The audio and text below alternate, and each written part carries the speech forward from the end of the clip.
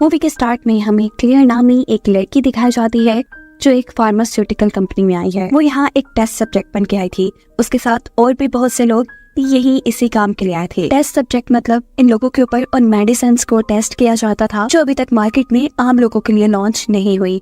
वो medicine safe है या नहीं उसका फैसला इन टेस्ट सब्जेक्ट्स को खिलाकर किया जाता है। इसमें यकीनन इनकी जान को भी खतरा है, लेकिन इस काम के लिए बहुत से पैसे मिलते हैं। टीवी ने मेडिसिन तो ले ली थी, लेकिन अभी भी वो काफी परेशान थी कि कहीं उसकी मौत ना हो जाए। उसके बाद सारे ही टेस्ट सब्जेक्ट्स को एक रूम में लेकर आया जाता है और उनसे मिलने के लिए आती है डॉक्टर रोजी, जिनके अंदर इनके ऊपर एक्सपेरिमेंट हो रहा था।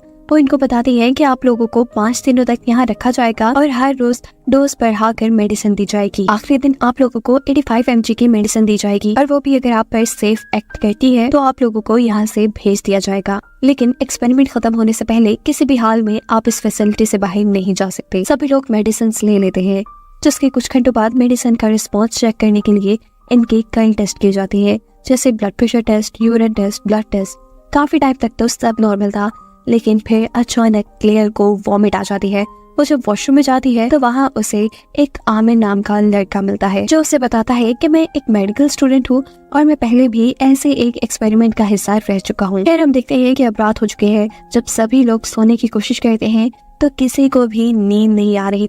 साथ ही सब लोगों को अजीबोगरीब चीजें नजर आ रही थी, यानी हेलुसिनेशंस हो रहे थे। वो लोग पिछले 2 दिन से सोए नहीं थे और अब सबको डर लग रहा था कि कहीं उन्होंने इस एक्सपेरिमेंट का हिस्सा बनके गलती तो नहीं कर दी। सीन कट होकर हमें दिखाया जाता है डॉक्टर रोजी को, जो अपनी हेड अथॉरिटी से बात करते हुए उन्हें बता रही है कि ये मेडिसिन इन टेस्ट सब्जेक्ट्स के सेंट्रल नर्वस सिस्टम के ऊपर इफेक्ट कर रही है। मैंने सभी की MRI रिपोर्ट देखी है। ये असर इतना ज्यादा हो रहा है कि इनकी जान भी जा सकती है। आप लोगों ने मुझे कहा था कि ये मेडिसिन इन्फेक्शन की है, लेकिन ये मेडिसिन इन्फेक्शन की हो ही नहीं सकती। क्या आप मुझे बताएंगे कि ये किस चीज की मेडिसिन है? पर अथॉरिटी वाले उसे मेडिसिन का बताने के बजाय वो टेस्ट सब्जेक्ट के ऊपर डोज बढ़ाने को कह देते हैं और डॉक्टर रोजी को ना चाहते हुए भी कंपनी अथॉरिटीज की बात माननी पड़ती है। जब सभी लोगों के पास इतनी ज्यादा डोज मेडिसिन की जाती है तो सभी डॉक्टर रोजी से सवाल करते हैं कि हमें आज ही क्यों इतनी ज्यादा डोज दी जा रही है, जिस पर डॉक्टर रोजी कहती हैं कि कंपनी ने रूल्स चेंज कर दिए हैं और अगर आज आप लोग ये मेडिसिन ले लेते हैं तो इसके बदले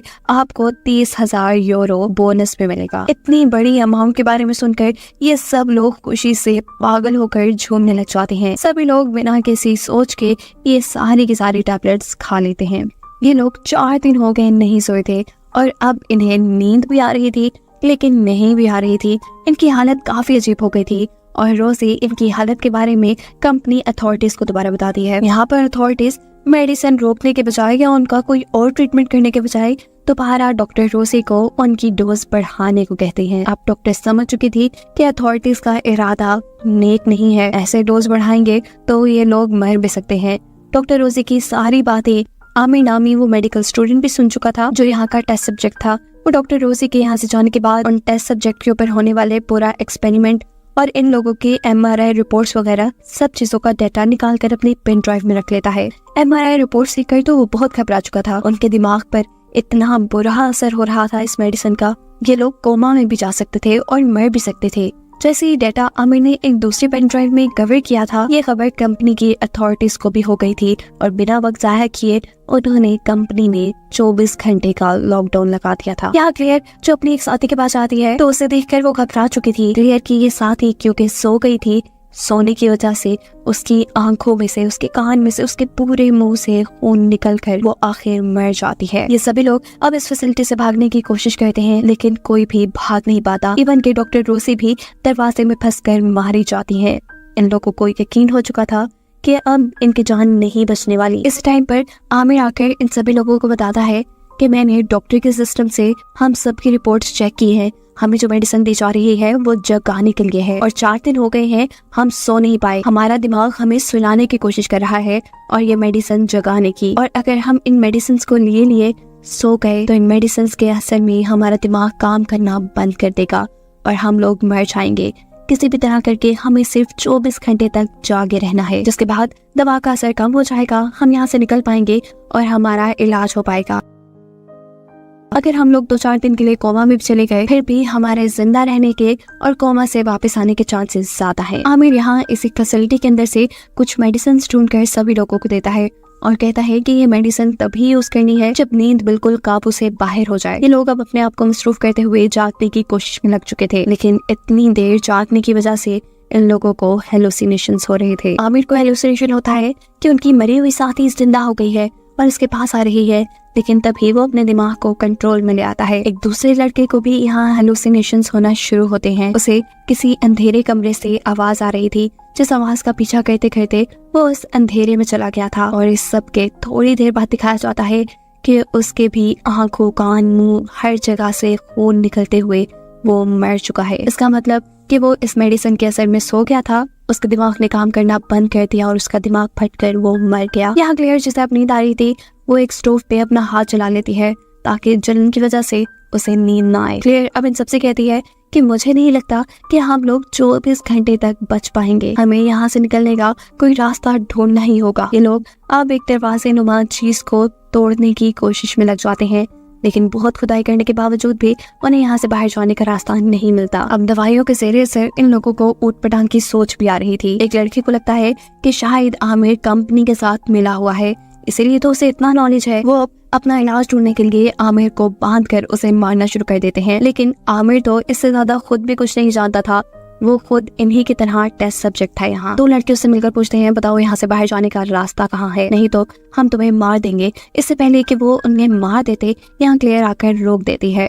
और दूसरी तरफ हमें दिखाया जाता है कि एक और लड़की आमिर को मारने के लिए नींद का इंजेक्शन भर चुकी थी, क्योंकि उसे शक था कि आमिर ने कंपनी की मेडिसिन ली ही नहीं, उसके ऊपर मेडिसिन का कोई असर नहीं, और अगर वो सो भी गया तो भी नहीं मरेगा। और इससे पहले कि वो आमिर को इंजेक्शन लगाती, उसे खुद हेलुसिनेशंस हो जाते हैं। ऐसे में वो सो जाती है, उसका दिमाग भी कंट्रोल से बाहर होकर फट जाता है। बाकी सभी लोगों की तरह आंख, मुंह, नाक, कान से खून आते हुए वो भी मर जाती है। जहाँ क्लेयर को भी अब हेलुसिनेशंस होने लगे थे, वो 90% तक सो चुकी थी, और इससे पहले कि वो भी मर जाती, वो अपने दिमाग को कंट्रोल में करते हुए आमिर की दी हुई जगाने वाली दवाई खा लेती है और होश में आती है। और इसी दौरान उसे दीवार में एक छुपा हुआ दरवाजा नजर आता है, जिसके बारे में वो अपने साथियों को बताती है। ये लोग इस कमरे को खोल देते हैं और पता चलता है कि ये कमरा तो मुर्दों को रखने की जगह है, और यहीं पर एक लिफ्ट भी बनी है, जिससे शायद मुर्दों को ऊपर या नीचे लाया जाता था। ये लोग अब इसी लिफ्ट को इस्तेमाल कर नीचे जाने का सोचते हैं। आमिर को भी अब हेलुसिनेशंस हो रहे थे और उससे दिखाई दे रही थी डॉक्टर रोजी, जो से कहती है कि इन सब ने तुम्हें धोखा दिया है, ये सब तुम्हारे साथ बुरा कर रहे हैं, तुम उठो और उठकर सबको मार दो। और दूसरी तरफ इन्हीं के एक साथी को आमिर का एक लेटर मिलता है, जिसमें उसने लिखा था कि लॉकडाउन की वजह मैं ही हूँ। ये पढ़कर उस लड़के को बहुत ज्यादा गुस्सा आ जाता है और वो आमिर के पास जाकर इस लेटर के बारे में पूछता है। आमिर कुछ नहीं बोलता, और इससे पहले कि वो आदमी आमिर के ऊपर हमला करके आमिर को मार देता, आमिर अपने आप को छुड़वाते हुए उसी के ऊपर हमला करते हुए बेदर्दी से उसे मार देता है। और ये चीज क्लेयर और उसका दूसरा साथी भी देख चुके थे। आमिर इन लोगों के ऊपर हमला करने के लिए भी आगे बढ़ता है, लेकिन ये दोनों भागती हैं। वो आदमी भागकर उसी रूम में आ जाता है जिसे ये लोग लिफ्ट समझ रहे थे, जिसको बंद करते ही वहाँ आग लग जाती है।